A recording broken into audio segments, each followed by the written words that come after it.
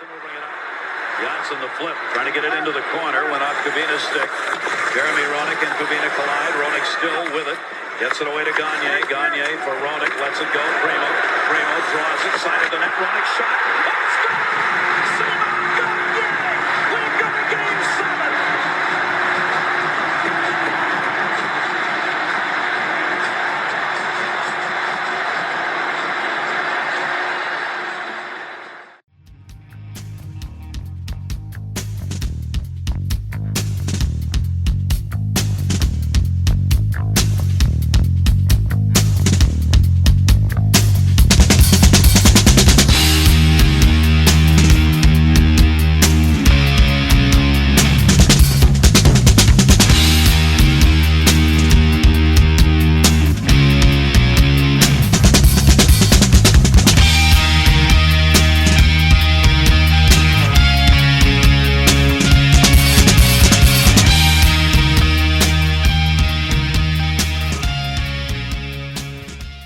Everybody, it's Isaiah. Just reminding you that FlyersNittyGritty.com and the O&B Puckcast are brought to you by Summit Public Adjusters. Hey, do you have damage to your home? Not sure who to call? We suggest that you call Summit Public Adjusters before your insurance company. Dealing with your insurance company can be very stressful. Let Summit take the stress out of the claims process. From storm damage to your roof, to toilet overflows, to broken pipes and fires, Summit gets you the most money for your repairs. So next time Mother Nature leaves you in need of repairs, call Summit Public Adjusters at 215-752-0560 or visit summitpublicadjusters.com. Licensed in PA and New Jersey. And we are back. It is Isaiah. Welcome to the O&B Puckcast. It is episode number 224, brought to you by FlyersNittyGritty.com and Jim South Street. We'll get to Jim's a little bit later. And why not? This is a special show. We got a packed house tonight. Everybody's on staff. This is a Flyers draft preview. It's one of our 5 or 6 most favorite shows of the entire year, and we get great feedback from it. So we're going to kind of do a little bit of what we did last year based on what the Flyers have going on right now. So without any further ado, let's introduce our panel. Always to my left, Chef V. What's a good word? Welcome back, man. Yeah, this is great. This is the time of the year where the Flyers are going to be a playoff team next year, or they're not going to be a playoff. They're two at the same time. So it's going to be fun. We're talking about the future and how to get there and what could possibly be out there to get to that future. So it's good to talk to the guys. Absolutely. And of course, welcoming back. It's his time of year. He's a great Dan Silver. How are you, man? I'm doing great. It's draft time. We've got awesome guests. It's fun. It's a fun time. The Flyers should hopefully get a pretty good player in the draft in a couple of weeks. And I'm back, and I'm not going anywhere for the next month or so. So I'll draft all the time.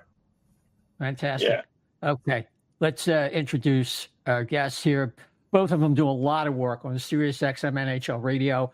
Our first guest, you know him also from hockeyprospectsradio.com. He's been with us before. Welcome back, Shane Malloy. Shane, thanks again. Anytime, gentlemen. Thanks for having me. Appreciate it. Yes. And also, SiriusXM, Sportsology.com, Locked On Podcast, Off the Post Podcast, so many affiliations. He's a connected guy. Russ Cohen. Russ, thanks again for doing this. Always. Thanks, guys. Thanks for having me. Okay. So we're going to go through the top of the draft. It mainly concerns where the Flyers are going to be picking at 12. Let's start at the very top. Dan, I'm going to kind of have you run things because it's kind of your area, but I'll just introduce things. Go with you, Shane, first, and I think we all know who's going number 1. Yeah, I think that's a foregone conclusion that Macklin Celebrini is going 1. And honestly, it got to a point in our shows that we didn't really even want to talk about him anymore. Like, as much as we love the kid, it was no different than when Crosby was drafted or McDavid. It was just such a foregone conclusion that we were more interested in what happened after him in that respect. My personal list, I have Artem Lashunov at number 2. Reasoning being is I think he has the capability potentially to be a number 1 defenseman.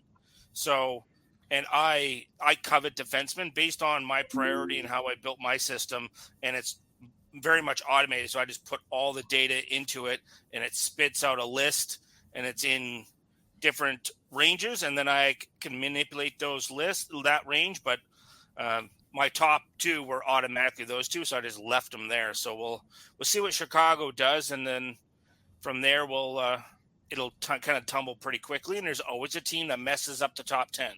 There's always one, right? So we'll see which team does that for us. Yeah, we had a little bit of that last year with what's his name, Fantilli and Leo Carlson. Yeah. So Russ, where do you have at number 2 there? Yeah, at number 2, I have Demidov. I left him there because, and I understand, Shane's argument about the defenseman and stuff, but I feel like if you've got a guy that is a play driving winger and can supersede what most wingers can do, then I think he should still be there. And that's why I left him there at 2 and not going to move him because I really feel like he's a pretty special player. So again, I don't know what, how the teams are going to go, although Shane and I will have to answer to that on Sirius one day soon, but that's where it is on my list. So before we move on, and just so everyone listening, Isaiah did the intros, but, we're really lucky to have Shane and Russ. I mean, Shane just does hours and hours on SiriusXM Radio of draft preview. He's one of the best in the business. And Russ is heavily involved in the Elite Prospects Draft Guide, which is just incredible draft guide that they put together. So we've got 2 real experts here. And so before we move on, I'm just curious because, we're talking about kids who are going to become the next generation. With Macklin Celebrini, how do you think, and this is for both of you guys, and Shane, you can go first. How do you guys see his qualities and traits, and where does he line up as a 18-year-old as guys like, let's say Crosby, Bedard, Hughes, Jack Hughes, Fantilli? Like, where does he line up with guys like that in your mind? Well, I think that the separating point with Celebrini, from my standpoint, is his two-way abilities, defensive attributes. I think his defensive awareness is potentially elite.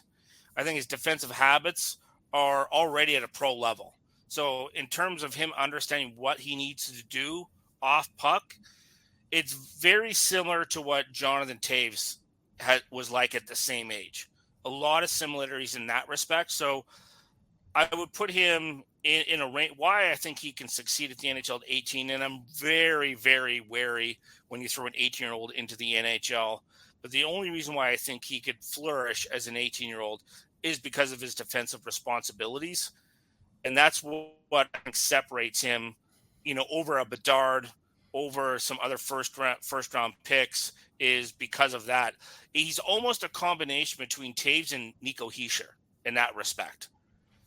But I think his offensive capabilities are going to be a little bit higher than Toews and Hischier. I think Celebrini could be in that 90, 100-point range if he really wanted to. But he's so responsible, I could see him easily sacrificing 10 points a year on average for the team to win, just so that the other team doesn't score goals while he's on the ice. He's just very, very self-disciplined that way, and that's impressive, particularly for an 18-year-old. So if him and Bedard were both 18-year-olds in the same draft and you were the number 1 pick, who would you take? I take Celebrini. I take Celebrini. Wow. Now Bedard is I think a better offensive player, but Celebrini is going to be bigger. He's a better skater, and he's better defensively. And that's I'm sure that there's going to be things thrown at me for saying that, because obviously Bedard is so dynamic, but you also have a freshman coming out of college hockey who put up that type of offensive production in a tough conference. Like, Hockey East is not easy. So from that respect, because he didn't play against, 17, 18, 19-year-old kids in the CHL. He played against 20, 21, 22, 23-year-old, like in some cases, 24-year-old men in Hockey East. So it's just a different animal when you're comparing those statistical numbers in that respect. So I would take Celebrini, and I'm sure that people are going to yell and scream at me and tell me I'm crazy. We'll make sure to draw attention to the statement. But Russ, where do you fit with Celebrini? What's your thoughts on him? Yeah, so a couple things. The one thing, after kind of like listening and overhearing and hearing conversations about Celebrini, it does seem like he was able to train with those elite players with the Golden State Warriors. He never wants to admit to it, but it does seem like he did. So between that and what he was able to do in college, lifting and everything, like when I saw him at the Combine, he was a good 10 pounds more muscular than I had seen him last, right? So you put all those things together, and Shane's right. It's hard to get the complete package. Really, the complete package was always like Crosby. I don't put him ahead of Crosby. I think he's behind Crosby, but I think he's ahead of everybody else that you mentioned, including Bedard, because it's rare that you could get this mix of a player. And Shane's right. Probably his first years, he could probably score 70 points. He probably could do more, except it's the Sharks, and they're not that good. And so, like Shane said, he's probably going to try and make them better right away defensively. But, yeah, he's just very smart. It's hard to do what he did as a true freshman, when Hobie Baker is a true freshman, just all of that. It's so hard to do. All right, so we're past Celebrini. Now, I just want to frame the discussion a little bit, because it seems to me, based on everything I've read and sort of what most people are saying, that this draft after Celebrini, that it's sort of, there's almost like a group of like, and I'm sure you guys have your specific tiers, but there's almost like a group of like, 11 to 12 guys, 11 to 13 guys, a half a dozen defensemen that sort of almost are, interchangeable. I've got some prospect pundits who have Carter Yukemjic third, and some that have him 13th. I've got some that I see Caden Lindstrom third. I've got some that see, Caden Lindstrom 13th. And Russ, you can go first. Do you see that kind of like or 12th, but as opposed to like 5th? Do you think where it's like a lot of variability between picks 2 through 12 or so? There's definitely a lot of fluidity there, but as an example, Caden Lindstrom's never fallen to 13. You could mark that. If I was able to bet that line, I would bet that line with a lot of money. It's not going to happen. But do some teams worry about his back? Maybe. I worry less now that I saw him at the Combine. He didn't do anything great at the Combine. Like, he didn't lift. He didn't do any of that. We didn't expect him to do that, but he was out on the floor doing a few things. But just seeing him, talking to him, and this kid's just put together, like, it's just unbelievable what you're seeing. It's just more like a 22-year-old. If you can get a first-line center, you're not waiting until 13. If you feel like he is, and most do, and I do. So I don't think he'd go that low. I mean, look, you could have, like Shane said, you could have Lev Shunov going at second. I know a team that might go Hellenius second. So it's really, there's going to be a lot of drama 2 to 5. And I think that's where Lidstrom goes. I think he's going somewhere around 4 or 5. Dan, it's interesting you talked about tiers, because once I get past 2, I have a tier of A-level, grade-level players from 3 to 7. And then my A-minuses start. And once I get into A-minus, I think I look at the trajectory of their career, kind of 23 to 30-year-old range. And that's where I start the A-minus range. That's where I start to have from 8 all the way down to 20 is you're a second-line player, number 3 defenseman. And, I have like 3 ranges down to 20. So I have 3 to 7, 8 to 13, another range from 14 to 20. And could I interchange that 8 to 20? I certainly could to a certain degree. But, on my preferences, it's obvious when you look at my list what my preferences are and what I value. And it's certainly obviously defenseman. If it's a number 3 defenseman over a winger, most likely I'm going to go defense, unless it's, it's a situation where I'm going to alter that. And within my system, I can't move the player outside of that range. I can move him within that range, but I can't Like, that's how my system is built, and it's better that I do that. It's almost like I'm self-correcting myself so I don't get myself into trouble. And Russ has seen that I've done that in the past where I'm better off just like taking care of that. So maybe I think there could be like some 8 to 15. Could there be some swapping? Sure. 3 to 7, certainly. And it really depends on what teams, what they value. And that's the hard thing when they say best player available, because it's best player available for them. And every team's best player available is different. So when they say that openly to us, I just sort of shrug my shoulders. I'm like, okay, that's great. And then I just start tracking. I just track teams on how they make decisions. And it'll be interesting to see what the Philadelphia Flyers do, because they're in a really great spot to snag a player that is certainly could be a game changer for them, in their upper two lines or on their defense core. And obviously we all know what their farm system's like. So I fully suspect they're going to be targeting centers in defense. All right. So people have been talking about for a while about this as sort of a really defense centric draft. Obviously there's some pretty good centers in the draft. There's some good wingers, but it seems like most people have half a dozen defensemen in the top 12 or so. And it's really strange. I mean, it's not strange. It seems like there's a really good mix of like different types of defensemen. You've got like, the defensive stalwart in Silyev. You've got Parekh, who could be like 100+ point defenseman. Then you've got guys who are like good at everything, like Sam Dickinson and, Levshunov, who, you've got number 2. And then you've got Zev Buim, who also seems to me like he's pretty good at a lot of different things. And then Yakemchuk, who, I don't know if it's pronouncing his last name right, but who seems like one of the more divisive prospects. So Shane, it seems like you have Levshunov as a pretty clear cut 2. So what makes you put him, as a clear cut 2 above those other guys and anyone else? Well, I think it's a combination of he has good offensive awareness and potentially elite defensive awareness. And it really comes down to hockey sense, but also he's a 6'2" body, and he's already 200 pounds, and he has very good mobility, and he has the capability. I think he's going to be a good point producer. I don't think he's obviously going to be an offensive defenseman by any means, but could he put up 60 points a year and still be a number 1? When you look at defensemen, he's very good to elite in everything. And look what he did as a freshman defenseman. He didn't play in the CHL, and I'm not disparaging the CHL, just happens to be their age group. He didn't play against 17, 18, 19-year-old and then 320s. He played against, and he was in a really tough conference as well in the Big Ten.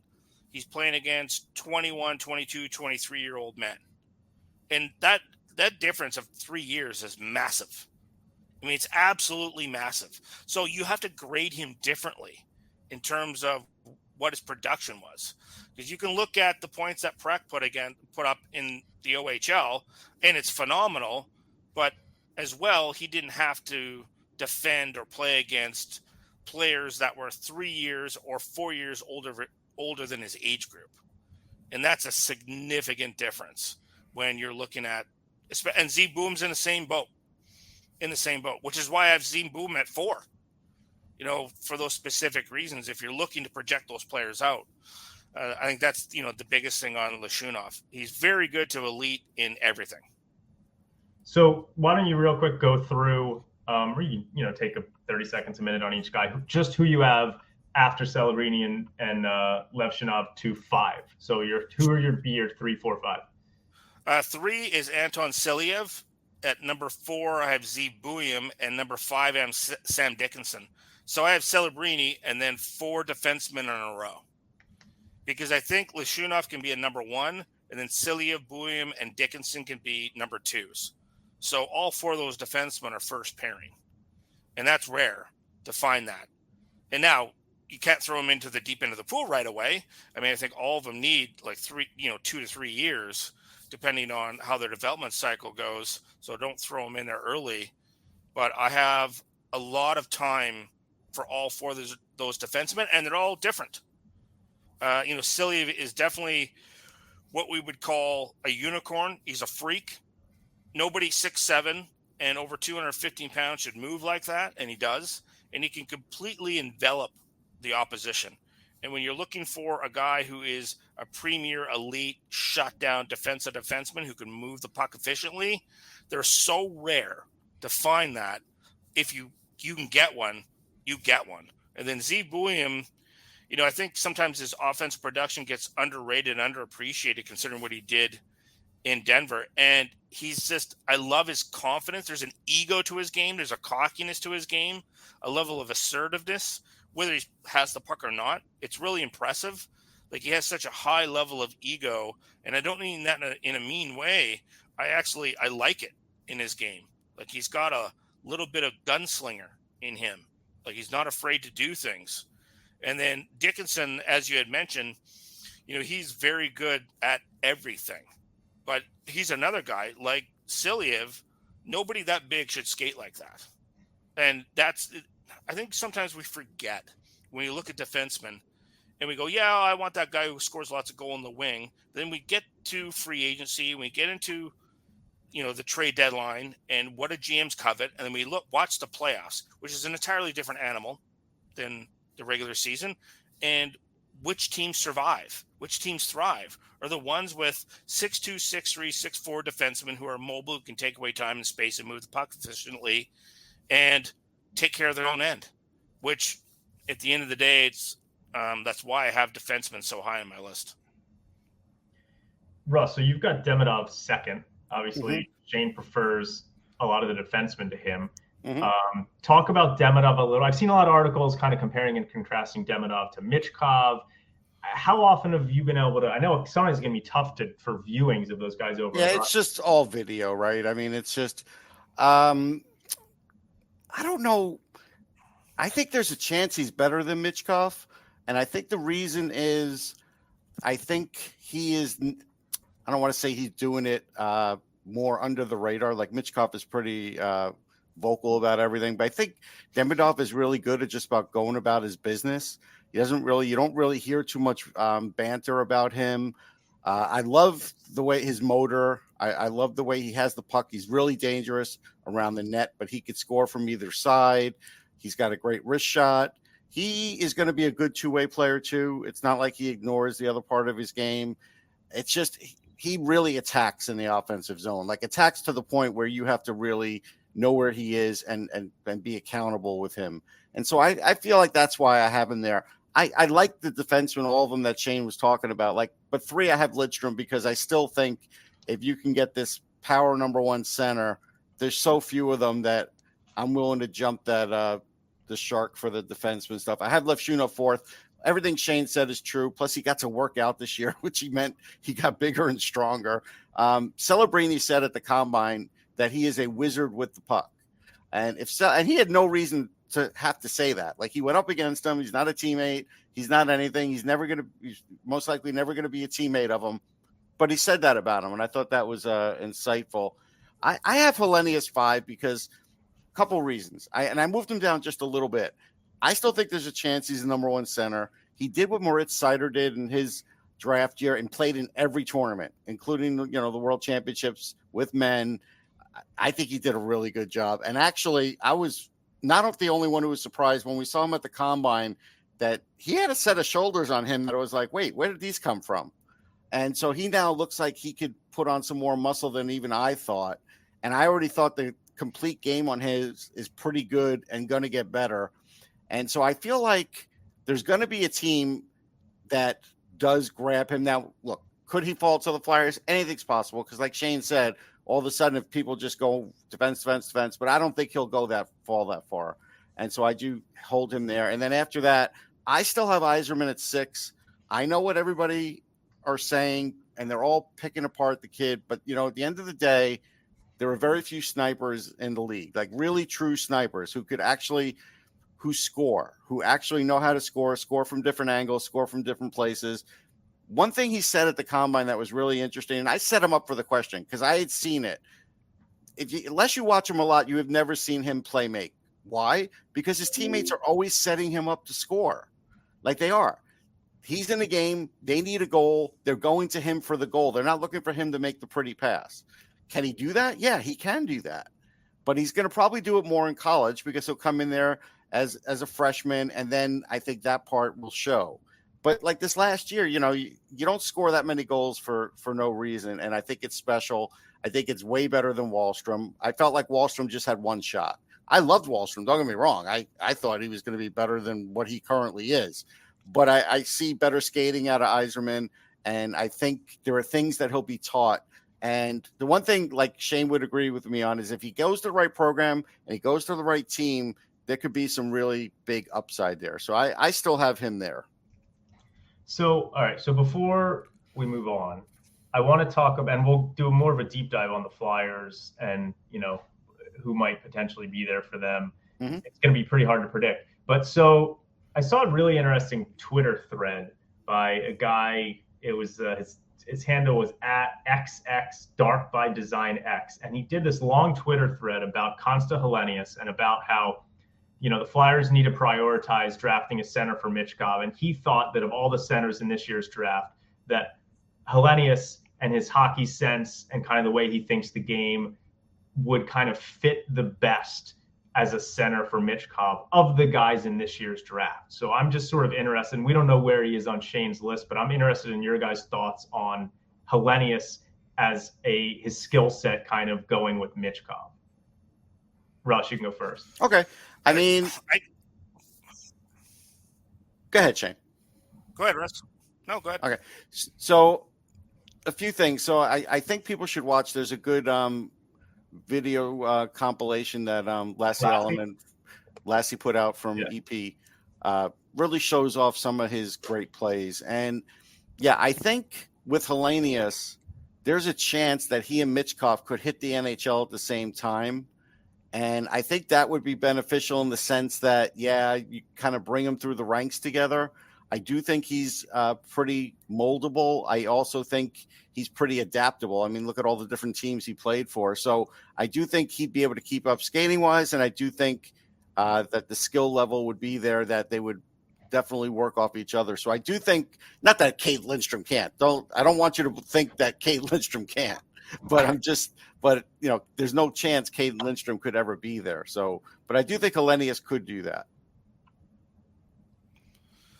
It's interesting in this respect. If you look at what Michkov needs, he needs a primary playmaker in the middle of the ice.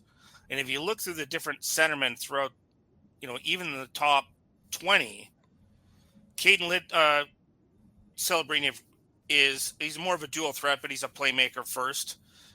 You look at Lidstrom, he's a primary shooter. You look at Berkeley Catton, primary shooter as a centerman. And then after that, the only two playmakers in the top 20 that you're looking at as centerman is one is Helenius and the other one is Jet Luchenko. So in terms of that aspect, I think Helenius' offensive defensive awareness is very good to elite. He's hyper competitive.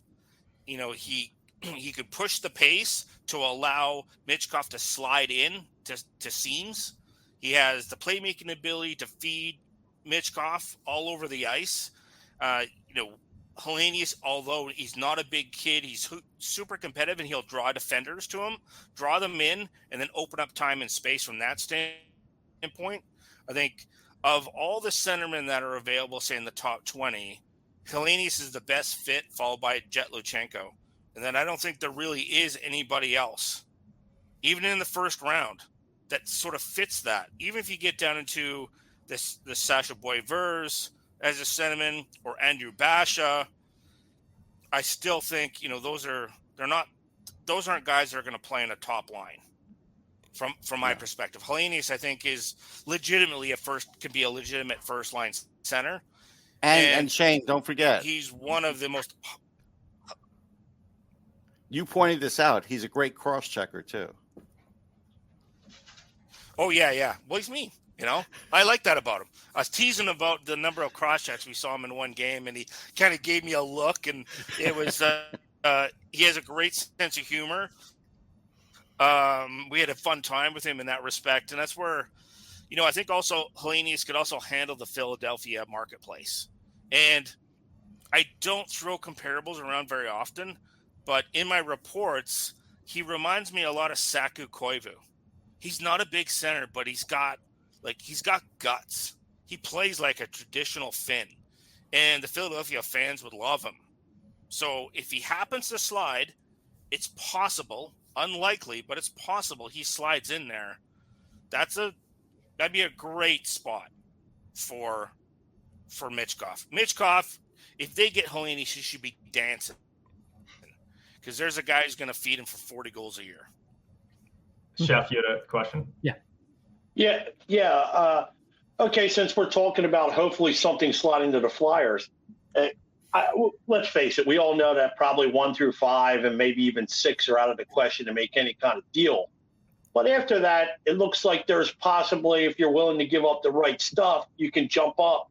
And maybe if that guy's there, I understand Buffalo, it's only one spot. But if you're talking about him being there, there's something like Buffalo wants. You're hearing the stuff that Buffalo wants players that are going to have an immediate impact because they want to get past that playoff miss that they keep whiffing at every year. So, I mean, if you had to look, to 5 to 12 where the Flyers are, is there somebody there? There's a chink in armor. Is there something you're looking at that maybe you can wiggle away, switch in there, and really get that player that you want and make that difference?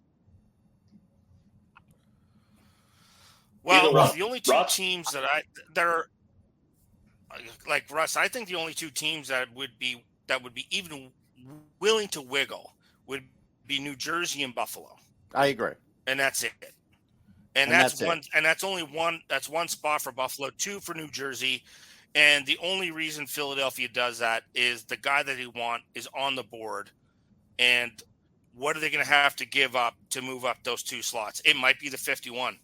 They might not have any choice but to give up that second to slot up even only 2 spots. But if they want that player bad enough, and here's my problem. They have lack of depth too, and here's my problem with doing it. If I'm the Flyers with New Jersey, New Jersey's already younger. Right now, they're better. Why am I going to make them richer in the future? I just can't do it. Well, if it's the player you want, you go after me. Don't worry about it. I worry a second about round pick. It's a 51st overall. The likelihood of a 51st turning out is actually quite bad. Most people don't. But I still don't think New Jersey would do it. Yeah, I still don't think New Jersey would do it anyhow. But I personally would not give them that chance because they're a pretty good group. And even though the likelihood's bad, they still might pull something. They might be able to pull a player. Well, I wouldn't worry about what Buffalo they do. supposedly I'd be worried about what Philly's doing. Yeah. So, all right. So Russ and Shane, we'll get back to the rest of your top 10. But so Russ, you've got so far, you're heavy on forwards. You've got Celebrini, Demidov, Lindstrom, Levshinov, Hellenius, and Yzerman. So that's 5 forwards in your top 6. Why don't you round out your, let's go to 11 right before the Flyers pick. So who do you have 7, 8, 9, 10, 11? Yeah, so I have G. Bouillon at 7. He moved up a little bit for me. Again, just an incredible year. Something that Shane said he backed up when I spoke to him recently, and that was he won gold with the World Junior team. That gave him the extra confidence. When he went back to Denver after that, he was like, we could win this. I could help them win this. And he had already been getting better at skating this year. He admitted to me he got better at a lot of things because he was able to work out 3 or 4 days a week. Like this whole plan for him for this year at Denver worked out probably even better than his advisors thought. So by the time he went back to Denver, he was a different player. He was attacking the middle of the ice as a defenseman. He was leading the charge as an offensive defenseman. So I had to move him up. Then I have Anton Silyev. Everything Shane said, I'm not going to be able to add to, except there is something about his skating that's just great. I don't know. I think it's his crossovers for a big guy. Like it's hard to do, and he could do it. For Parekh, it's interesting because like at the combine, every single team asked him, how are you going to defend at the NHL level? Like he said, that was the number one question. And I get why that would be the number one question. And I think the offense is great. I think the hockey IQ is there. I think all that's there. I don't think he'll be a 100-point guy, by the way. There's so few of them. I can't imagine him being that. But I do think you do have to worry about him defending. I think he could be average though, and that's in the NHL, and that's why I have him ahead of Dickinson, because we see the highs and lows with Dickinson. Like, listen, he's going to make the NHL. He's a guaranteed guy to make the NHL. There is always the London bump, but I'm not even worried about that so much. But in the Mem Cup, you saw the highs and lows. The low where he gives up a goal, the high where he charges back and gets like the tying goal. Like, it's just, he's a competitor. And he will make it because of that. He will make it because of his skating. There is a little bit of question about his hockey IQ, I think, a little bit.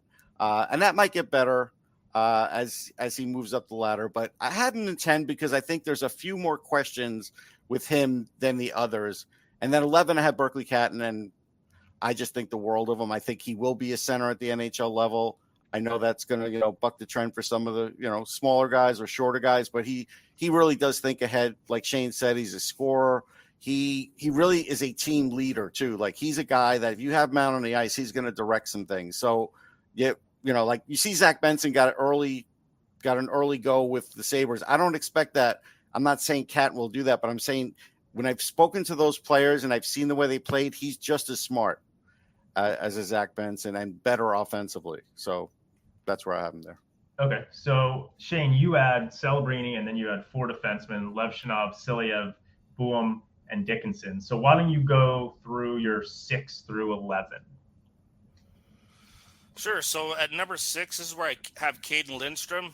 It's hard not to like a power forward center. He's a primary shooter. I'm not concerned about that, but he's mean. I mean, mean. And those type of players in the playoffs are so valuable in that respect. He's going to need a playmaker on his wall. Like, he's a fine playmaker, but he's a primary shooter from that standpoint. At number 7, I have Ivan Demidov. In terms of, that's the first winger off the board for me. He's one of the advantages to him is he's a primary playmaker, and his skating style, although he's not fast in terms of his foot speed, he's so elusive and deceptive with his 2 and 3 step quickness, primarily his agility. And so he's able to avoid. He's very similar in terms of stylistically. I'm not saying he's the same person, but stylistically of Panarin in New York. They operate in a very similar way in that respect. So, which is why I have him at 7. Number 8, I have Konsta another, like, we talked a lot about him. I think that kid is definitely a second line center at worst, two-way centerman. And number 9 is where I have Tija. Once again, although he has played center in the past, the last couple of years he played on the wing, he's going to go back to center this year. It's hard not to like a playoff style player. Like, you'll see throughout my list, a lot of my preferences are towards guys that can be able to play in the playoffs or playoff styles. I don't want players that get me to the playoffs. I want players that are going to help me win in the playoffs. At number 10, this is where I have Adam Juracek. It's really tragically unfortunate that he got hurt, because all his work prior to being injured, he looked like, a bona fide number 3 defenseman. If you look at all his attributes, whether it's his size, his skating, his frame, his offensive hockey sense, his puck moving ability, his defensive habits, his defensive awareness, they're all good or very good. Like, there's no drop off with him. He needs to gain some weight. He's still a bit of a thin frame, but when you don't have any red flags, you don't have any issues, it's such a nice package to have. And then at number 11, this is where I have Zane Parik. Now, as Russ had mentioned, like, offensively, he's dynamic. Best offensive defenseman in the draft class, perhaps one of the best offensive defensemen we've seen in quite some time. His shot isn't hard, but it always gets on net. It finds a way to get behind the goaltender. He's, like, incredibly intelligent along the blue line, and he's going to be able to quarterback a number 1 unit at the NHL level. But Russ hit it on the head. Defensively, he just doesn't seem to care about the defensive zone. He does the absolute minimum in some cases when I watch him play. So he's going to have to be average, and he's going to need an insulator. But it's so rare to find offensive defensemen, which is why, like, you look at guys like Bouillon and Parik, why I have him a little bit higher is because of that offensive ability. It's based on scarcity. It's hard to find them. They're worth their weight in gold if they hit it. But Zane Parrott could be a player where he could it'd be a home run, or you could strike out with him, and it might not work from that respect.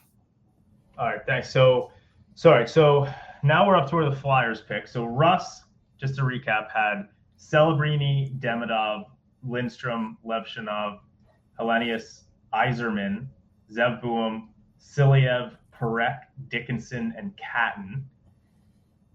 And Shane had Celebrini, Levshinov, Silyev, Buum, Dickinson, Lindstrom, Demidov, Hellenius, Iginla, Jiricek, and Parekh. So you guys had 9 of the same guys in your top 11.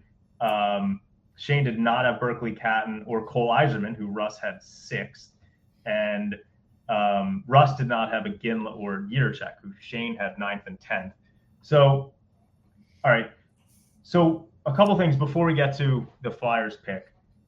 So one guy that neither of you had in your top 11, who is another defenseman, and I guess maybe this speaks to some of the concerns, but because he strikes me as strikes me as a Flyers type of guy, maybe just because he's got a little bit of snarl. But can you guys talk about Carter Yakimchuk and sort of why you don't have him in your top 11?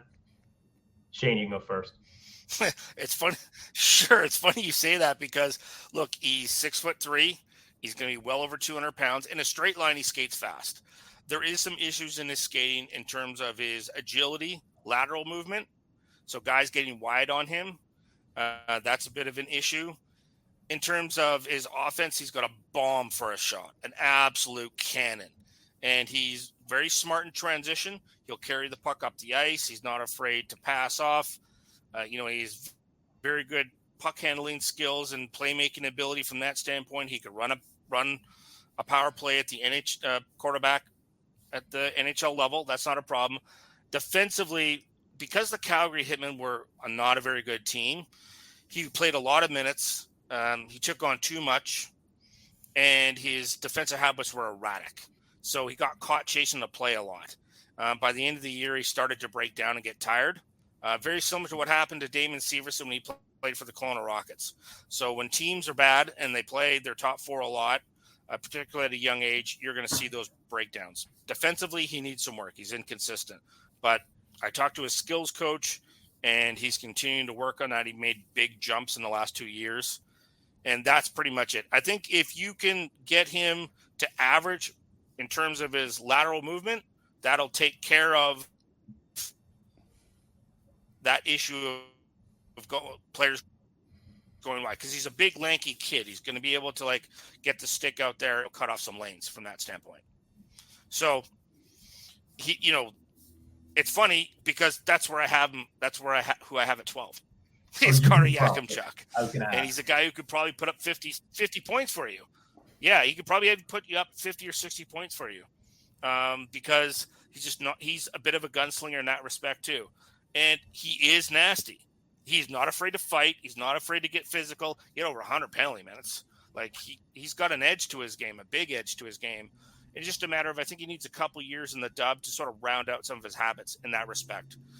And he is. If you look at the tradition of the Philadelphia Flyers, he's a prototypical Philadelphia draft pick. And I would not be shocked if they took him there. Is he, before we get to Russ, is he a kid who, when you look at all the guys in the top 12, is he one of the guys who you would be sort of the least surprised if he ends up sort of being a NHL bust? Is that potential there for him? I would be surprised if he was a bust. Okay. I would be surprised. And the reason being is it's the hockey sense. He has enough offensive hockey sense, and he has defensive awareness as well. I mean, it's certainly not elite, but he just needs to clean up his defensive habits, and that can be taught. And he just tries to do too much and just needs to simplify that, particularly in his own zone. But it's not from a lack of effort. That's what I'm not concerned about. The kid's going to battle hard in that respect. He just got to clean up some things in his own end. and it's not for lack of intelligence. So that I'm not, especially if he gets 2 more years in the dub, and then he gets a year in American League, and then comes up. That's like, you got to be patient. You can't be pulling these kids, especially these defensemen, into the NHL right away. It just ruins them. Like, and we've seen it through the history of the NHL. Sometimes, like, organizations don't learn from other organizations' mistakes. So, I think, honestly, Dan, I think he's not a problem. I would be shocked if he busts out. Okay. Russ, what are your thoughts on Yakimchuk? Where did you have him ranked, and how do you think he'd fit with the Flyers? Okay, so I only moved him up to 21. I have a few more concerns, but I will say what Shane said, in that he's not going to be a bust. He's not Yoni Peekinen. Don't worry about that. He's not Phil Myers. Right. Although Phil Myers really, well, he was pretty close. I mean, he played a little bit. He wasn't great. He liked Metallica. Actually had a better career than Phil Myers. He did. He liked Metallica. I'll give him that. All right. Yeah. The thing about Yakimchuk is, yes, right-handed defenseman, big, bomb of a shot. All that's true. I don't think the hockey IQ on defense is great. He did only have like 2 or 3 fighting majors, so he did take some bad penalties. Like Shane said, hey, you could write some of them off, and that's fine. And I think you can curtail that over time. I do think the Flyers love him. I do. I think he loves the Flyers, and I think the Flyers really like him. So this would not shock me if they take him. And I'm not going to tell you it's a bad pick. I think when I ranked him, he's another one of these guys where Shane will always say, if he goes to the right team with the right organization who teach it right, yes, I think you have all the tools there of a really good NHL defenseman who could be elite offensively, or at least a great power play quarterback. The Flyers have been very good with their defensemen. We know that. We've seen guys getting play in the last couple of years, and it's really improved. If he went to them, sure. Yeah, I think he could be good. But if he goes to some of these other teams that aren't great, then I think he could still make it, but wouldn't be a top guy like this, wouldn't be, a top pairing guy even. He'll end up being a number 4, yeah, a number 4. Yeah. Or I think a 4, 5 who's offensive and he's insulated. Right. And I think that could happen too. And so, like, I never got a perfect read on him, but talking to him, like, look, he's a really calm guy, and he is calm on the ice. He knows how to talk to the media. He's very mature. There's a lot of things to like about him. Don't get me wrong. And I do think he could be the Flyers pick. I do. Let me interject here. A little birdie told me today, someone connected, that the Flyers really, within the range that they're picking, if they like a defenseman, someone who could be there, they really like Sam Dickinson. They certainly have taken in a lot of London Knights games. And obviously, I think they really like that kid. So he has a lot, some of the qualities of Yakimchuk with less risk, for what that's worth. Yeah, there's not a chance that Sam Dickinson's fallen that far. No way. 0. No way. 0. Not a chance. I mean, like, I won't say 0, but I'm going to say 1% chance he drops there. Not a chance. There's going to be too many teams up above. I'm sure the Philadelphia Flyers like him. Everybody likes him, right? Right. Everybody likes him as a defenseman. If he gets to, like, there'll be teams trading up. If he's sitting there at 10 at New Jersey, people are going to be knife fighting to try to trade up to get that pick out of Jersey. No way it gets to Philadelphia. How sharp a knife is Joel? That's not going to happen. How sharp a knife is Joel Farabee? Not enough for New Jersey. They've got so many really solid forwards like that. They won't even trade Dawson Mercer. Why would they take Farabee? You know what I mean? Yeah, like, they're not going to do that. Buffalo maybe. Yeah. I mean, that's part of the problem in that respect. Yeah, I mean, the Flyers, they also Isaiah, have a lot I of think similar forwards like that too. You know what I mean? I just don't think it's a very good trade partner because they have just too much of the same thing in that respect. I agree with that, Isaiah. I think we have the same birdie that's mentioning things. Okay. The Flyers have been very good at not letting people know who they wanted. I mean, they leaked before the days leading up to the draft last year that they really were interested in Ryan Leonard, and they were doing everything they could last year to try and make sure that Mitch Gov would slip to them. So I'm not sure how much I believe of, because I've literally heard 4 different well-connected people to the Flyers give me 4 different names of people they're interested in. So I think this group is extremely good at keeping things very close to the vest, like they did with Cutter Gauthier. No one, at least no one I knew, had any ideas that was going on, and they didn't let it slip. So I don't know who the Flyers want, but one guy that we sort of talked about a little bit, and Shane did not have him in his top 12, who is probably a center at the NHL level, who I thought maybe you guys could talk about it. And Russ had him at 11. So I think maybe this guy, maybe there's more of a chance maybe he slips to the Flyers, is Berkeley Catton, who to me seems like he's one of the more dynamic offensive players in the draft. And what the Flyers really need elite talent. I mean, it's just something that they're lacking, especially down the middle. So I wanted you guys to talk about Catton a little bit. Shane, you didn't have him in your top 12, so you can talk about him a little bit and sort of what his fit might be like with the Flyers, and if he has first line center type of upside.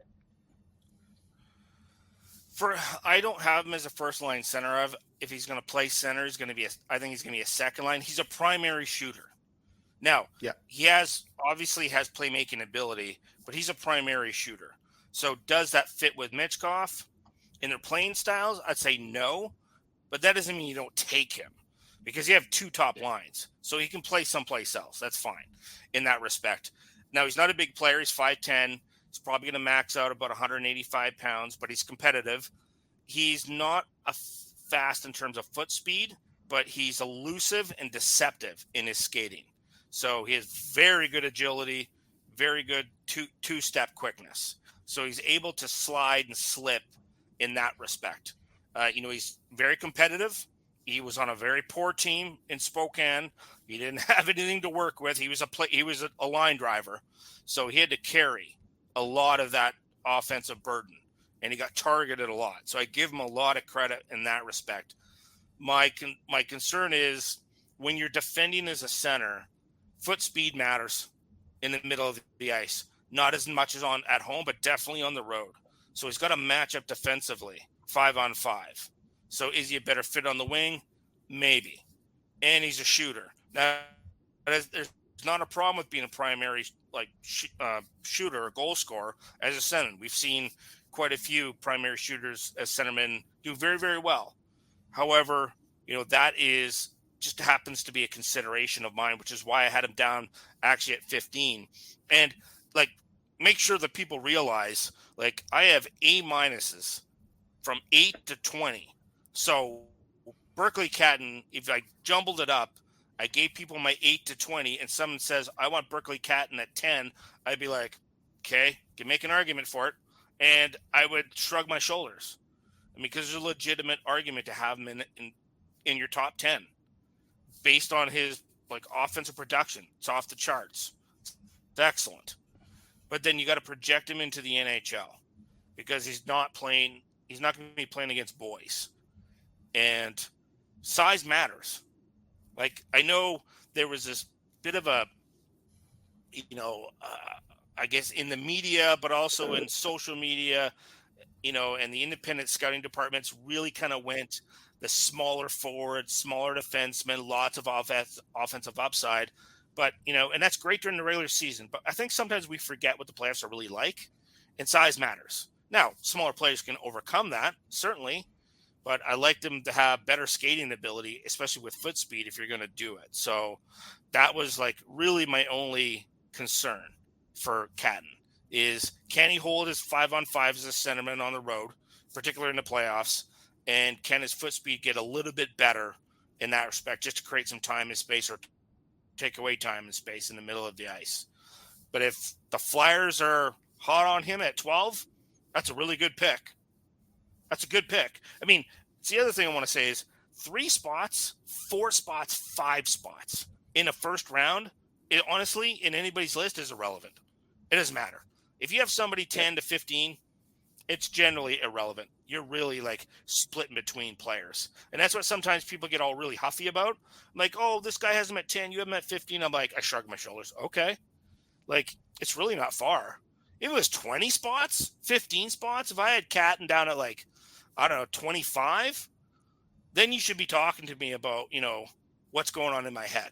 That's a whole different conversation because that's a massive different tier range in that respect. So I would not be shocked if Carter Yakimchuk's there at 12 and the Flyers take him. I'd be like, I'll tell you guys, okay. If they take Berkeley Catton at 12, I'm going to be, okay, makes sense. Right? He fills both their needs. And either one of them, because they're in the CHL, they don't have to rush him in. They're going to play. They should play 2 more years in the CHL before they move on to the American League, because of the way this organization is being structured. They can't afford to rush players and hurt their upside. It won't necessarily hurt their floor, but it certainly could hurt their ceiling. Russ, what's you Catton at 11th? What's your take on him and a possible fit with the Flyers? Yeah, I think it's a great fit. I mean, if both players are there, Yakimchuk and Catton, I'm taking Catton, and I'm taking him because there's a little bit extra in him. He actually does video study of before every game for every team he's facing. He does that on his own. The only guy that I remember in the last 5 years that had told me that was Adam Fantilli. And you can see how good Fantilli is. Now, yes, he has size that Catton doesn't, but I think this is how Catton makes up for it. He's really good on faceoffs, and that's the reason I think there's a chance he could make it at center. Shane's right about his skating. I believe he could fix it. I do think he's pretty good, though, with the 2-step quickness, like Shane said. So I like him. I think he's a sort of like a next level thinker and also a next level shooter, and I think the rest would work itself out. And I feel like, if you could get that guy, you get that guy. Now, again, it's a good debate, though. This is the kind of debate you want on the draft table if you're arguing that defenseman or that center, because at least the whole draft department is doing the right thing, because that's what you need. Like, this is what you need. Now it's just a matter of hashing it out. And I think that's a good argument. So, all right. So, Isaiah, unless you feel differently, I kind of wanted to see now what Russ and Shane kind of thought about, who might be a couple players that they think might be available at, probably 31 that the Flyers will likely be picking. 32. If we think Florida's going to win the Cup, probably. With the last pick in the first round, if there's a couple guys that you guys kind of think could be, I don't know, fits in the late round, or think guys that you think. One other thing, though, is there a player we haven't mentioned that I know, just like Jet Lachenko is somebody that was mentioned early on by Craig Button. Like he's changed. Another guy, but I just want to make sure that if they're listening to us and they call the name of Beckett Seneke or Jet Lachenko, or even take a chance on Connolly, who's got some off ice issues, maybe, or any of those a possibility, or would be still in that range that you think, hey, that's still a pretty good pick for the Flyers. 100%. Beckett Seneke for sure. Certainly is that would be a very good pick. Now he's a winger, and he's going to play. Obviously, doesn't play at the center position, and you're going to talk about, look, we just could not take this kid at that spot. So I get it. If he was there at 12 and they took him, I'm like, okay, I get it. Jet Luchenko, in terms of what Michkov needs, I think that's like arguably the best fit other than Konstantinos, because he's extremely fast in terms of like all four-way mobility. He has excellent foot speed, very good, excellent 2 and 3 step quickness. He's very agile. He's not the biggest player. He's 5'11". He'll probably end up playing about 195 pounds. So he's a thicker body in that respect. He's a primary playmaker. He's an excellent playmaker. He can shoot the puck, but he's been, he was much more deferred to a lot of players because he just loves to set up guys. He can play a very responsible two-way game. So if Michkov wants to go and like play his own way and just go around and do whatever he wants to do with the puck, Luchenko would back him up defensively. So that's not going to be a problem, because I would suggest that Luchenko, in terms of a comparable, and I don't always like doing them, he's got a little bit of, I would probably say, Robert Thomas from St. Louis, and Huh? actually the kid out of the Rangers. They used to be with Florida. He's a centerman for the Rangers now. He's had a really good playoffs. Trocheck. Trocheck. So smash Vincent Trocheck and smash Trocheck and Robert Thomas together, and that's Jet Luchenko. So that would be a really nice pick for Philadelphia as well. But if Hellenius is on the board, I'm taking him first. Oh, yeah. Yeah, I'll say this. Luchenko really came in with like some massive arms. This kid's been working out. So like Shane said, the thicker body part is great. I'm not as high. I don't think as much as what Shane says stood out to me about Luchenko. Definitely not Robert Thomas for me, because like to me, Robert Thomas was just like so good. And I think Luchenko's good. I think he's like early second good though. So I wouldn't want to do him in that top spot. That's just me. And I forget who was the other. Connolly's interesting because look, I'm a Jewish guy. I don't hold anything against Connolly. He was a young guy. I've heard all the other stuff, and some of it is really hard to pin down and say that what you think is really what happened. It's hard to get in somebody's head, and it's hard to basically try and prove intent on the ice when you're trying to figure out a player. He's saying all the right things now. He's going to Providence. Nate Lehman, certainly, I watched him working with him at the Fall Classic early in the year. So that's way out before, a year before he was going to get him as a player. And I think he's going to mentor him, and I think he's going to be fine. He's got a ton of skill. He's really fast. If none of this other stuff existed, he definitely would be talked about in that slot. So if they took him in that slot, I wouldn't say a word, because I do think he belongs there. He thinks he thinks he has the talent to be there, because I did ask him that if he feels like he is skilled enough to be sort of in that slotting, and he does. And I do think he is. But there is that other part, and you can't ignore that as a club. You have to talk about it and decide, what works for you, what doesn't work for you. Is it, But I do think, again, he did more work on himself than some other previous guys that we've talked about over the years for similar things. Well, it's not similar, but just off the ice stuff. Yeah. And it's a mixed bag. Some of those guys have turned out fine, and others, not always as well. So, Dan, why don't we jump to the players that could be there at 32, that could be names that the fans listening could say, hey, okay, I heard about this guy. That could be available for the Flyers. And of course, all this is pending the Flyers not making any trades or hanging on, which is usually the case, right? Yeah, I mean, I'll let Russ and Shane kind of chime in on that. They probably have a much better idea than I do of what are some of the guys in that range that they like, that the Flyers might be interested in.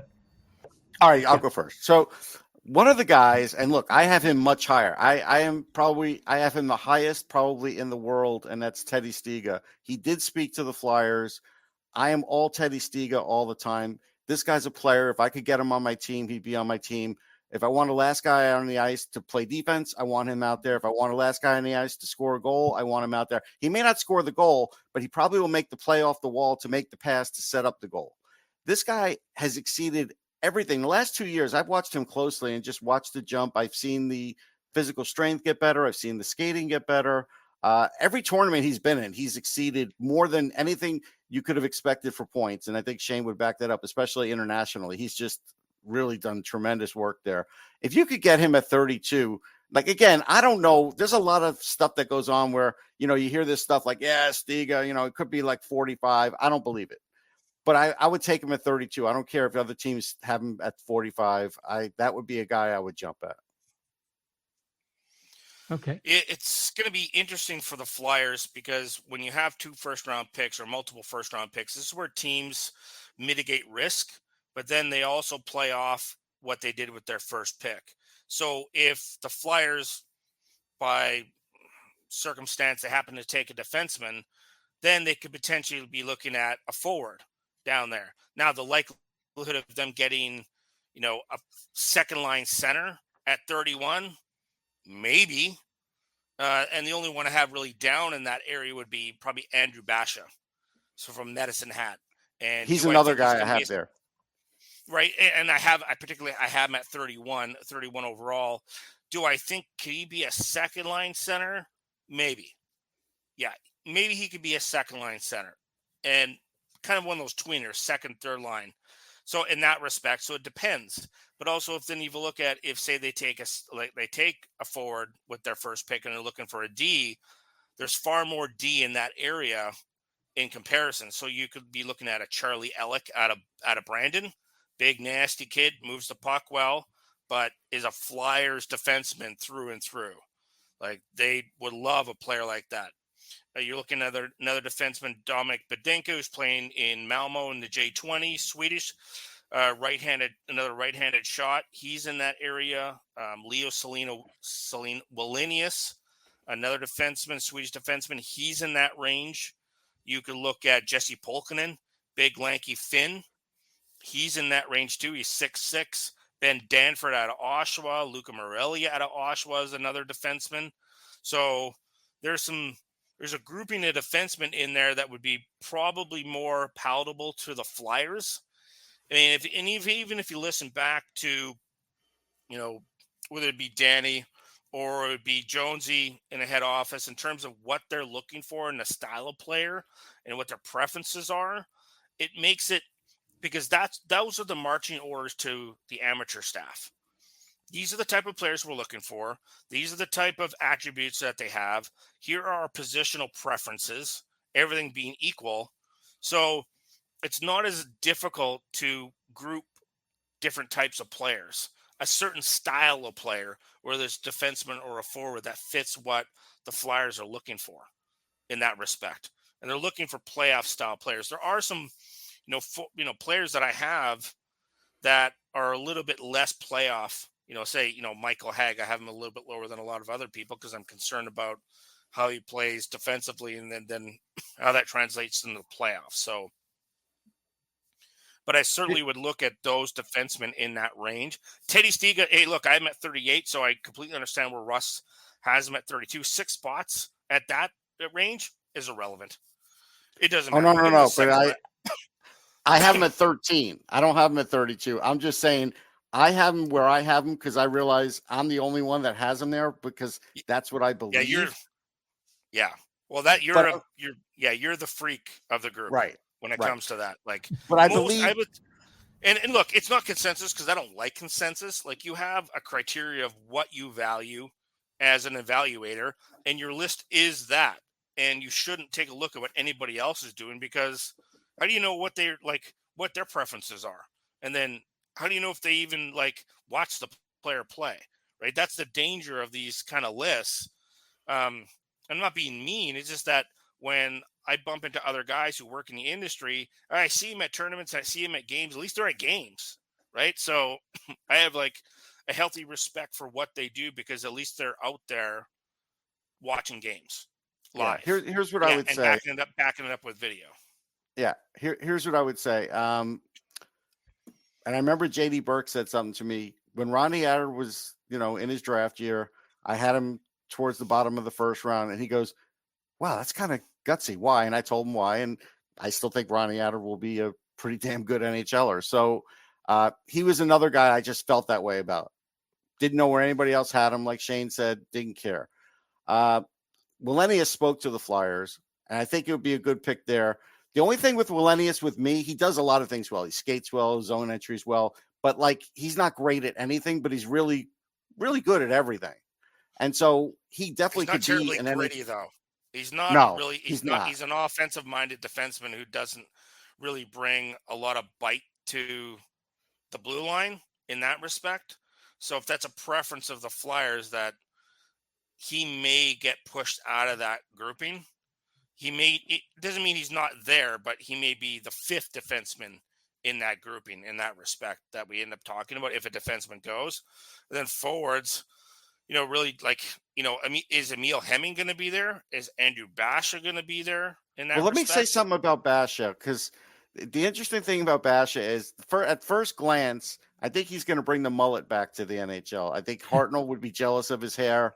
And because he at least he knows what to do with it. Scotty doesn't know what to do with his yet. Maybe someday he'll figure it out. But Basha is a really good player. The way he pounces on loose pucks, his passing. But you look at him and you know he's going to be an NHL player. You could just look at him, see the way he is. He's going to get stronger, and you just know this kid's going to play. And he's just a player. Like, you just look at him and you know he's a player. And at that point, at that part of their draft, you couldn't go wrong taking him. So he plays with a high motor, lots of energy. Like, he there's does have pace energy, in his game. I mean, the kid put up 85 points in 63 games, so offense is not an issue, even though it was his third year in the dub, and that tends to translate, and there's always a bump in offense in that respect.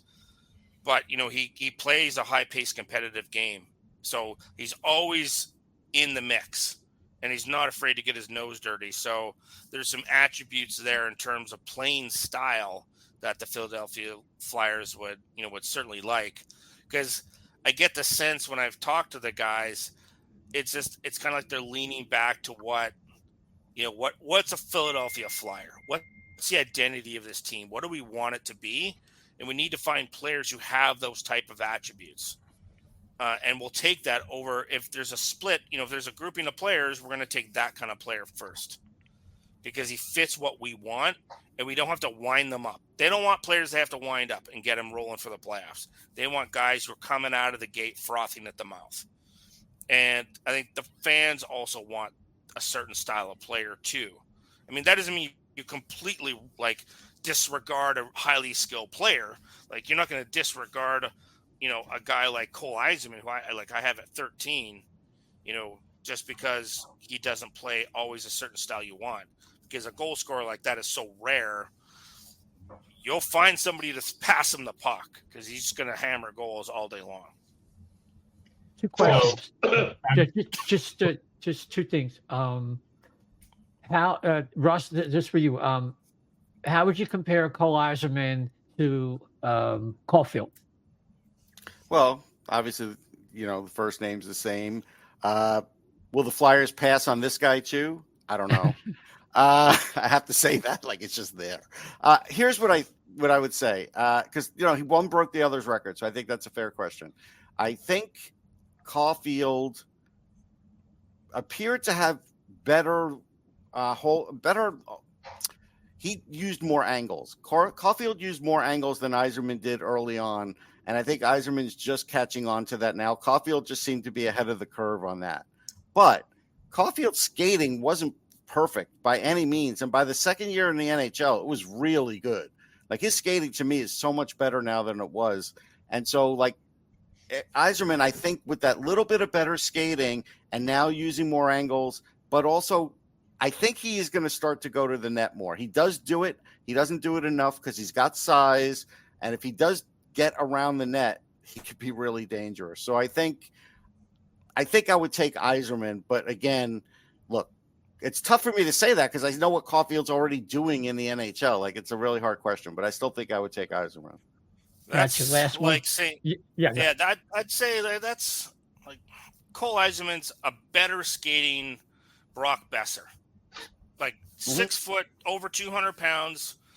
Has a great array of shots, can score from distance, will get in around the net, and he's just a better skater than Besser. Besser, he's fine, but I think once Cole finishes developing, he'll be a better skater. So if you could get, a 30, 35, 40, flirting with 50 if there's no injuries and any issues, I legitimately think if Eiserman has the right center and he's average defensively, the kid could score you 40 to 50 goals in a season. Wow. He has that capability. He does. It's very rare to find a player who can score from distance and at every situation. On the power play, they're going to set him up and just feed him. And he wants the puck. Right? Yeah, he wants to do that. That's what he wants. Some guys, you get him the puck on the power play, and if it's not the right moment or they're not in the right spot, they pass it. No, he's ready to shoot. Part of a problem when you're evaluating the program, it's an all-star team. And a lot of the NHL scouts and a lot of the pundits, we see the program a lot. And the problem when you see a player a lot of times, you start to nitpick. You start looking for faults, and you start to, in many cases, that's why I have to have a system to help mitigate that, is so that I'm not punishing that player in that respect. And I think sometimes that happens with the players in the program. So, and it gets so many views, you just start to like, okay, I've seen this, 20 times. Now I'm starting to hunt for things that are bad about him. And, I have him as an A- player. I fully suspect at worst he's going to be a second line winger that scores you a ton of goals. Okay. So, but be patient with him. There's no reason to rush him. Yeah, don't rush him because he's big. Don't do that. Yeah, let him play 2 years. Yeah. Let him do his 2 and done, and then let him into the American League for a year and see what he does. But look, if he's sitting there at 12 and he's available, I take him. And Helenius is gone, see you later. You should take him. Don't worry about it. There's nothing wrong with having 2 goal scorers. No. Right? Look, you got a power play. You can put them both on there. Find yourself a playmaking center. That's what you go into free agency for. Then you can say, the Flyers are who wants to play between those 2 guys, and on the power play, who wants to feed those guys and let them hammer away? Now they both attack the net differently. So they're goal scorers, but they do it entirely different ways. And he's a physically strong kid. Like if you see him, he's a strong kid. He's not small. No, he'll be a Brock Besser kind of type. He'll be like 6'1" and probably 205 pounds. Like he'll be a solid kid. Yeah. So it's not like he's a small goal scorer. So I'm really curious to see what happens in the draft in that respect. And it's one of the other things that happens is some people think your list is a mock draft. Like you're trying to predict where the players are going to go. We're not doing that. Like I don't do that. No, it's not a mock. I honestly don't. No. I don't care where the players go. That's actually not how I value my draft list at all. Russ and I were laughing about it. Is I figure I'll wait for 5 years or 6 years, see how many players play more than 200 games, and say it's historical average. Say it's 58 this year's draft class. I think it's going to be 60, but say it's 60. What I look at is, okay, which players played more than 200 games, and then how many of them did I have in my top 60, if it was 60? And that's how I gauge my list, is I got to get that right. It doesn't matter where they're picked by a team. That's irrelevant, because a team could have a player 20 spots different than I do. I'm just trying to figure out which player, like, is my analysis, like, good enough to hit 100 one day? Like, the goal is always to be in the 70 percentile range. That's the goal. Like no one, I haven't seen anybody get close to that, but that's the goal. So it's not a mock draft, and I don't care where the players go. Like, for me, if it's like, if I'm right, I get 10 players out of 15 in the top 15. That's nice. Right. But I'm really waiting for, 5 or 6 years down the road until I can figure out whether I had my act together or not, or I was just completely out of lunch. Yeah. Well, I'm sure Isaiah will be happy because you said Brock Besser like 5 times in the last 3 minutes. And he's always loved it. He was always wanted Brock Besser, and he always talks about it. And to his credit, he's become a pretty decent player. So if that guy even compares a little bit, Isaiah will be happy. Well, we've been 32nd in the league in power play 3 years in a row. I don't even know how you do that. It's like if you tried to do it, you probably couldn't do it. But the Flyers have managed to do it. So getting guys that can actually score, especially guys who can score in the man advantage right now, it's an organizational need right there with center and defense. So I have a somewhat selfish question, although I think some of our listeners might be interested in it. I'm in the tail end of a rebuild for my deep keeper fantasy league. And so I'm curious. I actually, in this year's draft, this is kind of like going to be the peak of my tank. Although last year I got Fantilli, Michkov, Zach Benson, a bunch of nice guys. But this year I have picks 1, 3, and 4, plus 11 and 13. And so obviously I'm going to take Celebrini. But I want to hear how each of you would rank just for purely fantasy perspectives. Power play is a big deal. The routine points, power play points. Obviously, defensemen who can score points are sort of at a premium because there's not many of them in the NHL. How you guys would rank top 5 from a fantasy perspective for both myself and all the fantasy players out there who are listening. And I don't know, Russ, you can go first if you want. All right. So I'm going to go still Celebrini, Demidov. I'm I'm still going to say Lidstrom because I think if he's healthy, he'll be there. Yzerman, and this next one will be tough. I guess based on the fantasy criteria, I'm going to have to go Dickinson. Mm-hmm. So, I have a question. Are the points different is this a roto point structure? How do you structure no, points? It's a head-to-head category. So it's categories. So it's head-to-head. So you go head-to-head with another team, and the categories are goals, points, goals, assists, points, shots, power play assists, and power play goals. Okay, from that standpoint, then obviously Celebrini is number one, but the thing that I would have to consider now, Russ and I were both in a keeper league pool, and we used roto points. And one of the things and defensemen got more points than the forwards did. They got 5, and the forwards got 3. So it's a little bit different in terms of the scoring structure. But if you can get defensemen who can produce points, that's rare. That's hard to find. So if you have them up top, I would be looking more Leshunov and Bouillon.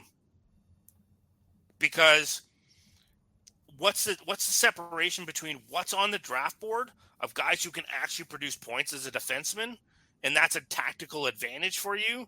It'd be easier for you to find forwards that can produce points after 10. And it's harder to find the defensemen. Like, I always jumped on the guys who I thought were going to be able to produce offense as defensemen because they're so rare and hard to find. And are you going to be the team that has 4 defensemen that are like premier point producers are getting 50 points a year each, right? And then you're just kicking the crap out of like the guys that you're playing against because you got these defensemen that keep pumping up points. So that's like I look at it from a scarcity standpoint. Which position is going to provide has the greatest value of scarcity, and that's offense and defenseman. Now you can swing for the fences. Hey man, look, if no one's taking Perrick and you're sitting at 11, you're going to take him. You might as well swing away, right? If you're going to if there's offensive defenseman available, I go Leshunov, Bouillon, Dickinson's a safer pick, and then Perrick in there. Those guys are going to produce points for you. If you got all 4 of those, I'd be pretty impressed. I'd be pretty happy for you because but you're never going to. Demidov's never going to slip to 10. He's never going to slip to 10. No, someone's going to take him. Yeah, I mean, and Shane, I'm totally where you are, and anyone that's listening in these fantasy leagues. I'm trying to build my team from the back out. I've got Quinn Hughes, I've got Olin Zellweger, I've got Brant Clark, I've got. See, I just keep piling on because but you know what? No, you need Yzerman because that's Yzerman's the guy that neither shots, power play, right, goals. He's going to have a lot of all of that. But if you have to make a trade, you're trading from position of strength. If you have, but he's got a lot of that. So that's I'm just saying. That's what piling them on, man. You can never have too many. Whatever. I'm all about the D. Just remember Russ. Shane remember in the Russ who won the championship, Russ. I know. I took over a team. I made the playoffs a couple of years. They were terrible. Yeah. They were the third worst in the league. Yeah. Just keep putting that chocolate sauce on the sundae. Don't stop. All right, Isaiah, all you. Okay, gents. Boy, I don't know what else to say. I could keep you guys here all night, and I know you guys both have. And my wife will get mad. Yeah. Yes, I know she would. So I think that's a cue from Russ. Russ, so why don't you tell us what you got going on, where people can find you on social media, and then after that, we'll do the same with Shane and let you guys get out of here. Yeah, sure. Sportsology.com, NHLDraftBuzz.com, EPRingside.com, SiriusXM. I'll be doing pre and post for the draft again. Shane does all the heavy work. We'll probably be doing a semi-mock draft for Sirius Live. I think it's next Thursday. Yeah, this Thursday. This Thursday. Thank you. There you go. So that's the one time that we'll do it, and we'll go head to head on that. And I'm working on an 11th book if you care, and it's a hockey book. That's all I'll say right now. Fantastic. Shay? Well, we're on SiriusXM NHL Network Radio. So if you are a subscriber to SiriusXM, we did 4 shows doing 32 prospect profiles, 10 minutes each. and they're sitting in the SiriusXM app. They're already there. It's under category NHL Draft Special. And then we did 4 2-hour draft preview shows. So we put in 16 hours of draft preview. So if you're a subscriber to SiriusXM, just get it for the draft coverage. That alone. So yeah, Brad and I went pretty heavy, and then we had Jason Bukola come in with us as well. So like we had 8 really great shows. So that's where you can hear it. As Russ mentioned, we do the show live with Steve Cooley, Scott, and Scotty Laughlin as well, with Russ Cohen jumping on board. We do it right from the draft floor, right by the stage. So that'll be the whole first day. So it should be a lot of fun. I love the draft. It's going to be my 25th draft. It's Russ's 24th. So, yeah, we can't wait. I love the draft. It's my favorite time of year. So I have piles and piles. It's like I have 3 booklets I'm bringing. Booklets full of stuff because I have to, because it's constant throughout the day. So, and far as I'm concerned, they should have the draft in Vegas every year. I mean, I don't mind agree. Nashville. Nashville's fun. Montreal's fun. So they could rotate between those 3 places, or maybe Florida is a 4th, and that's it. Don't go anywhere else. Yeah, the only thing, this is the last year you guys are all going to get together. It's going to really be different. We don't know that yet. Yeah, we're not entirely. I mean, maybe the NHL teams won't be on the floor, but everybody else will be there. So, that's kind of part of it, kind of a bummer from that standpoint, because everybody's going to be in their war room. But the rest of us will have a good time. They're just missing out. Right. Yeah. Well, gents, thanks again for doing this. We look forward to having both of you again on very soon. And have a great night. Take care. Hey, Oh, see you and- guys. Oh, and happy Thank you, gentlemen. Father's Day, Appreciate it. guys. Guys are the best. Thank Happy you. Father's Day. Thanks. But take care. Yeah, I just wanted to cover some last details. Yeah, I gotta go I mean, make there is some dinner. breaking Okay. news. It's not, there's shattering news that the Flyers have signed Adam Ginning to a 2-year deal. I think the first year is a 2-way, then the second year is a 1-way with the AAV of 787.5. That's 787,500. Yeah, Prove it. well, he's going to be competing with Zamula. They intend to bring that Zamula. And Dan, this is something we talked about. I talked about with Anthony DeMarco. They also want to bring back EJ or Johnson, apparently, to be play the Mark Stahl position. And if the young guys put Johnson on the bench or up in the press box, then so be it. But if they have injuries, they'll have somebody who is a positive influence on the team, even if he's not really playing that much. And apparently that's something that worked fairly well for EJ's in his brief tenure here last year. So any, feedback or this is all kind of expected. I mean, I would. Yeah. I wouldn't be bringing Johnson back, but I mean, we're just gonna have more of the same old that we had last year. I don't know. Ginning, the rumors were he was going to go back to Sweden. Then he came up late in the season and he played decent. He's a guy who could be an okay, 5th or 6th defenseman. I don't have any problems with them signing him to a 2-year extension for $780,000. Just kind of boring. I mean, they're going to need. It's not going to be those guys, right, that are going to drive this team to any kind of success. It's going to be they're going to have to try and figure out Jamie Drysdale. York's going to have to take another step forward.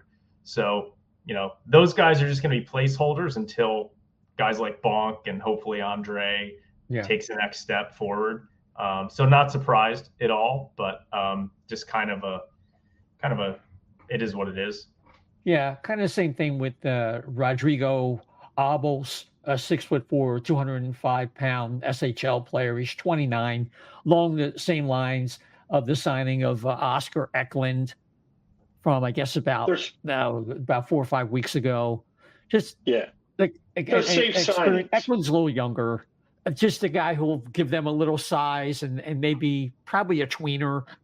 They probably both will see NHL and AHL time, at least audition in training camp. But, we always have the specter of Linus Sandin hanging over some of these signings. For every one of those, or maybe 4 or 5 of those, you get a Michael Raffl or Pierre-Edouard Bellemare. But again, we're talking fourth line, third line guys.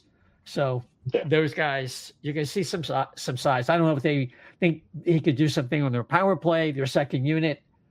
I still think this whole offseason is about not only the draft, it's about making a trade that puts him further down the road of a rebuild, whether they acquire a young center, some kind of asset, or part with a player like a Lawton to kind of take this turnover, further down the road. Because if they don't, what does this year stack up to be unless Michkov? Now, Michkov comes here, then it's a whole new ball game, right? Then there's all that excitement, and maybe the timeline is moved up by one season. I don't know. But barring that, and we'll probably find out, I guess within by the end of June is what, was it Medvedev said that about 6 weeks ago? Well, so I think Isaiah, you can't. It's not. You'll know by the draft because they'll have to tip their hand if Michkov isn't here by then. You start making certain moves or whatever. I think you'll know because they have to have that squared away to make the draft work this year. It can't be 90%. It's got to be 99.9999% chance that he's going to get here. Because otherwise you've wasted a draft or you've messed around. You might not address certain needs. It all changes your plan of attack. So it's got to be cleared up before the draft. Yeah, and on top of that, you have Coots and Drysdale coming off core surgeries, which means that you don't know what you're going to get from them like the first couple months. Risto, I have no idea the extent, but I know a tricep tendon is a nasty injury, maybe not quite as bad as a bicep tendon, but a lot of that depends on the degree of injury, I guess I'd say. So I guess my take-home point is that something's got to happen to move the ball forward. I hear Jason Martinez and talking with Bill Meltzer and kind of tempering expectations. But what do you guys think in terms of them trying to move the ball forward a little bit? Because on the ice, I don't see their ability to impact the standings that much to be that much greater. I mean, one of their big problems, though, is that they are, despite the fact that they're probably one of they're certainly not a playoff team right now. They have the lowest amount of cap space available of any team in the league. Mm-hmm. And obviously that takes into account Ryan Ellis, who's going to be probably put on long-term IR. They've still got $3.5 million for Kevin Hayes, and they've still got a buyout on D'Angelo. They've got Cal Peterson and Ryan Johansson. They've got all this dead money. A lot of it is going to come off the cap next year. And so, there's just not a whole lot they can do, right? I guess they look at trading a winger like a Farabee to try and bring in a center. But they don't have a ton of maneuverability. And I think that maneuverability sort of opens up a lot next summer. So I think they'll do some things that may surprise us, but they are a little bit capped with what they can do due to the cap situation.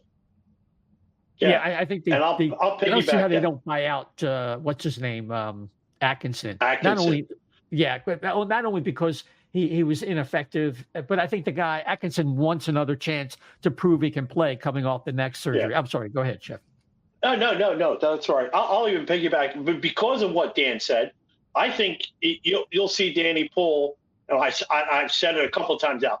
Either a 2-team or 3-team, deal, 3, maybe a 4-team deal to swap guys around to make the cap work. And you'll see some hockey. It'll be part hockey trade, part clear cap space. And I really think it'll make a huge difference. I think it'll make a splash. And I think that's the big one. Like you said, Isaiah, they got to do something to move the needle. And I think if they can get that go, if they find out they're getting Michkov, I think they'll make a big move, like 3-team trade. If not, you'll see them make a couple hockey trades, I think, just to clear up space, make room, maybe get people some fresh starts. It's hard. And look, trust me, I love Farabee. I wanted them to pick him way back when. and I was right. I couldn't freaking believe it. But I just think if he's going to, with his contract, which I think will age pretty good in the next 3 years, I just think him getting a fresh start somewhere else could be a big change for him. Not that he had a bad season, but I think half the team just trailed off because of the pace of the way Torch was playing. And I think that he could benefit from moving. I think there's 3 or 4 players that could benefit from moving on. Yeah, I mean, we'll see. He's definitely, I mean, his name from everywhere, everything I've heard, his name has been out there all off season. So, I mean, if Flyers going to have to make some either hockey trades or salary concessions and maybe move a player to relieve salary, I mean, he could be a guy who's part of that. And the Flyers, of course, have some depth at wing. So before we leave you, I always promise that we got our next 5-star review came in on Apple. We want to read something from Van Horn S57. And we get 5 stars, worthwhile listen. Thank you for providing fair and accurate Flyers reporting in an entertaining format. Please continue to schedule reputable guests who add legitimacy and depth to the discussion. Real Flyers fans seek out truth and remain loyal to the sources who deliver it. Surprisingly or not, this media market maintains a scarcity of knowledgeable hockey voices, and fans must navigate through many imposters to find good information. You have become one of my go-to sources, and I appreciate your work. Well, thank you, Van Horn S57. And if you want to submit a 5-star review on Apple, we'll read it if you have a review with that. Because you can find us on Apple, Spotify, iHeart, TuneIn, Amazon Audible, Deezer. Of course, we have a YouTube page. Just plug in their O&B Puckcast, Facebook page. And, it really does help move us up the charts. If you give us that rating, especially 5-star, and you give us a review, because when people are looking for Philadelphia Flyer podcasts, it tickles the algorithm and moves us up and makes us more likely to be found by new people. And we're getting them all the time. And of course, you can find us on Twitter, or X, as you may call it, at O&B Puck, at O&B Puck, also on Getter at O&B Puckcast, at O&B Puckcast. And Dan, why don't you give your information and maybe any final thoughts you have about tonight? Yeah, no, great show tonight. It's always great having Russ and Shane on, real NHL draft experts. Fans can find me on Twitter at dsilver88, and I will say that I'm hoping that the Flyers end up with either Hellenius or Catton would be my 2 preferred options for them. So, very good. I think that's a good idea for us to close with. Chef, what do you got to say in that regard? Yeah, hey, I hope they just get a center that's of quality, and I think that'll make a huge difference for this team. But hey, you can reach me at Chef the Left B on Twitter, Chef2 Left B, and I'll argue with you about anything you want to argue about. I love arguing.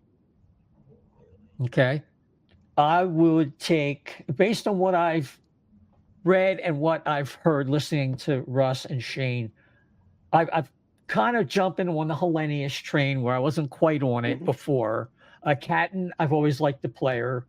I still, if he is available by some chance, even though I'm told that it's absolutely impossible, Dickinson's a really good defenseman and would complement the group that they have right now. But apparently he's not in that range. So I'll I don't think anyone knows what's going to happen, honestly. Like, after Celebrini, Levshinov, Demidov are probably locks to go in the top 12. But other than that, I don't know if anything's a sure thing. I know what those guys said. Yeah. But there's a lot of guys that could end up slipping. We'll see. Yeah, it's a crapshoot. So, before we leave, just a reminder, Jim South Street is back. If you want the finest cheesesteaks and hoagies in the finest Philadelphia tradition, 40 years at 400 South Street in Philadelphia. If you're down there, you use Uber Eats, DoorDash, whatever it takes to get that food right to your door. Jim South Street, 400 South Street in Philadelphia, PA. And with that, everybody, thanks for listening. And until next time, take care.